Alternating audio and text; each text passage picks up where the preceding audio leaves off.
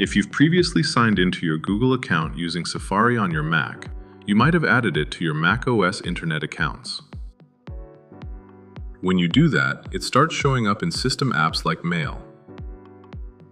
To remove a Google account from your Mac, first open up System Settings. From there, scroll down until you see Internet Accounts. In this section, besides your primary iCloud account, you'll see any other accounts you've added, including your Google account.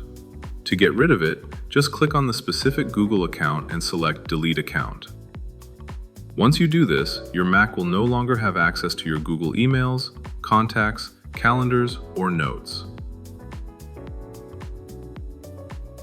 Since it's removed from the system level, the Mail app will stop syncing those emails automatically.